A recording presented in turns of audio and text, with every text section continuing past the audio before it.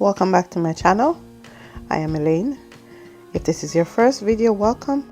Returning subscribers, welcome. In fact, everyone, welcome, and it's great to have you again.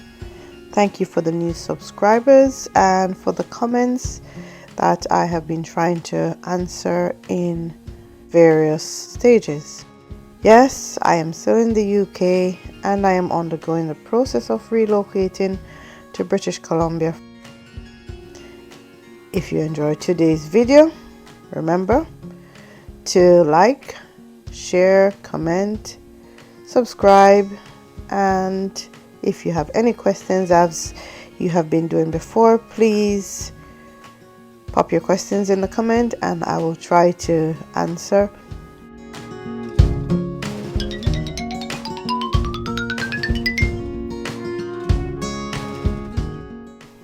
Today we will be looking at what happens after all your paperwork has been assessed by the BCCNM Registration Committee, meaning you have completed the NCAS steps and have been referred back to BCCNM, or part of the NCAS process, you are referred for further education. We will be looking at the two main universities that work alongside BCCNM to get you ready for working in Canada as an internationally educated nurse. Also, we'll be looking at what course I undertook or I had to undertake as I did not satisfy or met the education and competence requirement for registration. We'll look at the cost, look at what course I had to undertake. We might look at the course content and also a review of how easy it was to get onto the course. The universities that you can use, which are recommended by BCCNM, are KPU or Thompson River University. The final part of the process is undertaking the practical experience, and there are two steps. You can continue with your studies under KPU, a consolidated course, or you can complete 250 hours whilst you are employed. So the first university that we'll be looking at is Kwantlen Polytechnic University, KPU for short. Most of what you're recommended for, you can find that on the continuing and professional studies. KPU was the university that I used. One, it had all the courses that I needed to complete, and my experience with KPU was very positive, very encouraging, and the team, they are very supportive. The first course I undertook was the psychomotor skills review. That course period lasted for 2 weeks. The cost for that course, the psychomotor course, at the time was 900 Canadian dollars plus GST.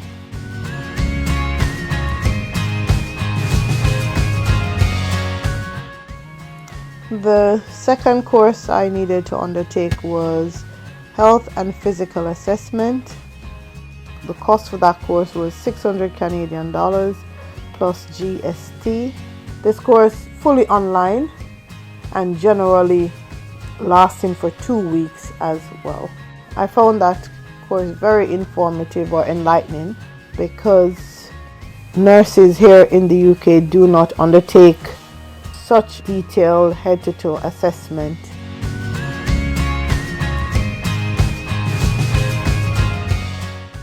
The third course I completed was the Canadian Nursing Theory and Practice.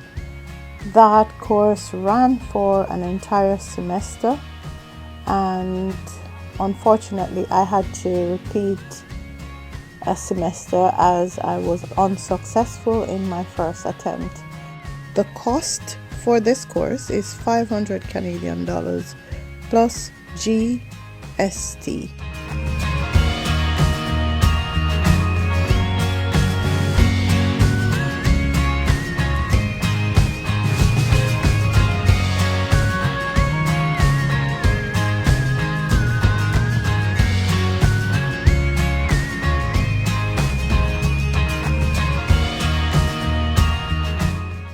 2, we look at Thompson River University, or TRU. When I reached out to that university, they had no vacancies available for IENs at the moment. The courses that you can undertake at TRU are Principles and Skillfulness, Theory and Lab, and you can also complete the Consolidated Clinical course at TRU as well.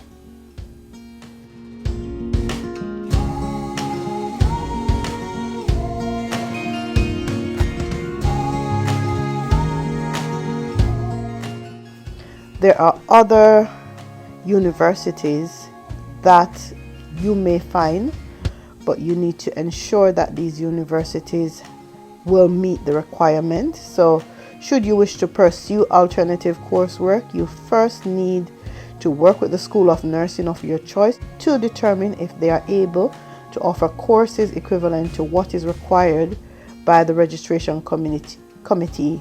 Once determined, you will need to forward the information to BCCNM. It is important to know that there are many universities offering courses, and when I started investigating further studies for getting to Canada, I found that the courses were short, hence you could not get a work permit for those courses. Also, the information that they had, you would need a recommendation to get on that course from BCCNM. So it was a lot of back and forward trying to get onto a university. In summary, most internationally educated nurses are referred for transitional education. There are a few exclusions. If you undertook your nurse training here in the UK or Australia or the United States, to name a few. Once you are referred for additional training, that can be 2 or 3 courses, or it could be that you need to undertake a year course. There are restrictions with the universities that you can use, and the recommended universities are KPU or TRU. Once you have gotten your referral, the advice is to contact these universities, read their course content, and these can be undertaken online from anywhere in the world that you are. Once you have completed the training with either KPU or Thompson River or the other universities that or college that you might have used, you request a transcript at the end. The transcript is then forwarded to BCCNM, and who will acknowledge your transcript. And once they have acknowledged receipt of your transcript, they will then send you an email confirmation, and you will then be passed on to the registration committee.